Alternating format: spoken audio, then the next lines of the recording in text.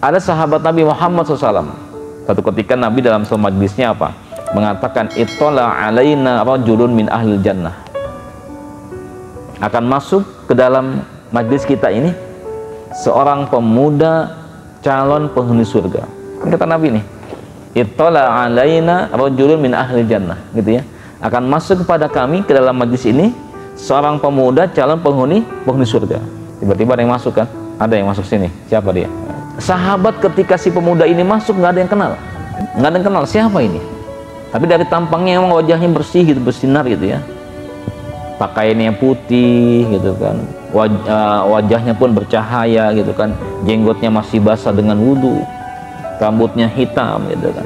Bersih, pokoknya penampilan bersih. Nah, maka sahabat ketika si pemuda ini masuk pada melongok semua gitu ya. Ini siapa ini gitu, nggak ada yang kenal gitu ya. Nah, singkat cerita selesai majlis, itu ada sahabat Nabi Ibnu Umar tuh. Ibnu Umar penasaran dengan si pemuda ini gitu.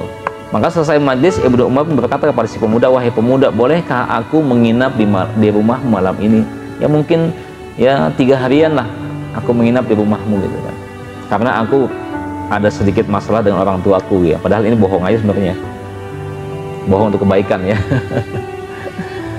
Hakikatnya apa? Ibnu Umar ini merasa apa? Penasaran dengan kelebihan si pemuda ini, istimewanya apa gitu kan. Apa istimewanya disebutkan oleh Nabi Muhammad SAW sebagai pemuda ahli surga ya. Datang menemui si pemuda minta izin untuk menginap di rumahnya. Diizinkan oleh si pemuda itu. Karena kenapa? Wah, aku senang sekali atau ada sahabat Rasulullah ya yang menginap di rumahku. Senang sekali, ini orang soleh nih gitu kan. Nah, menginaplah malam pertama. Ibnu Umar tengah malam bangun qiyamul lail. Si pemuda enggak, pules. Coba ya, si pemuda pules tidurnya tuh sampai menjelang subuh baru bangun. Sholat 5 waktu rajin si pemuda ini. Nah, kata Ibnu Umar, mungkin dia besok siangnya puasa sunnah kali ya. Begitu tiba waktu siang enggak puasa, Ibnu Umar puasa sunnah. Mungkin besok malam kali, besok malam. Lihat lagi ya, hari kedua kata gitu. Hari kedua, mungkin malam ini nih, malam ini dia akan tahajud qiyamul lail gitu kan. Tetap sama dengan malam sebelumnya, nggak bangun si pemuda itu. Hanya bangun ketika menjelang subuh saja. Pules tidurnya.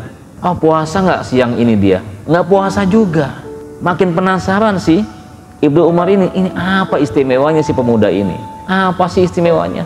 Nggak ada kelebihan, ibadah biasa-biasa aja, daripada aku mendingan aku, kata gitu ya. Dalam hatinya mengatakan demikian. Ya udah, pada hari ketiga baru dia menanyakan gitu ya. Wahai sahabat, wahai pemuda, sebelum engkau masuk ke dalam majlis Rasulullah ketika itu, kata Ibnu Umar itu Rasulullah SAW mengatakan bahwasanya akan masuk ke tengah-tengah kami pemuda calon penghuni surga. Ternyata engkau yang masuk, dan sungguh aku tidak ada masalah dengan orang tuaku. Bukan masalah itu, tidak ada masalah gitu kan. Cuma kenapa aku ingin menginap di rumahmu? Itu tadi, aku ingin tahu apa keistimewaan dirimu.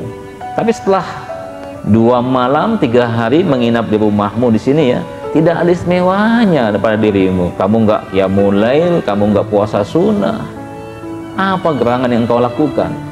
Sehingga Nabi Muhammad Rasulullah SAW mengatakan engkau adalah pemuda calon penghuni surganya Allah Subhanahu Wa Taala.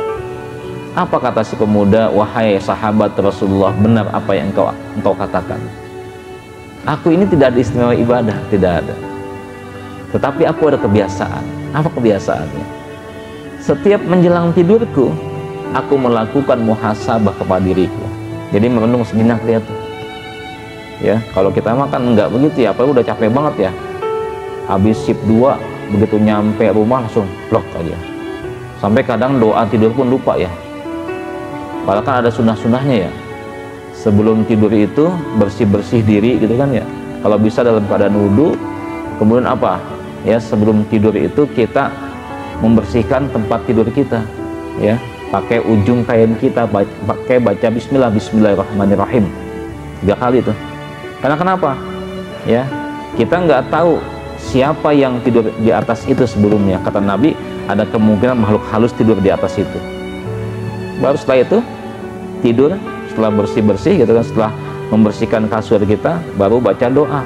Tapi sahabat ini bukan hanya baca doa saja, tapi apa?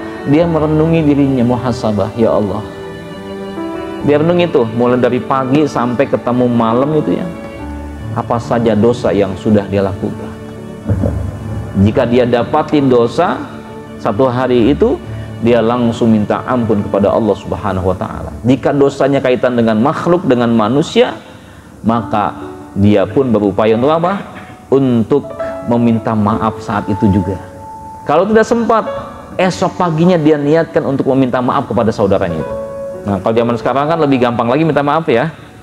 Ya, malam-malam kita mau tidur jam 9, jam 10, astagfirullahaladzim, tadi saya ngomong apa ke teman, langsung WA kan, assalamualaikum, ya mohon maaf malam ganggu gitu ya, malam-malam ganggu istirahatnya, cuman saya pengen keikhlasan kamu, tadi saya ngomong yang nggak sengaja kepadamu begini gitu kan, gitu ya. Kadang kan kita kalau ada masalah dengan orang tuh jadi bahan pikiran ya, sehingga nggak bisa tidur kan.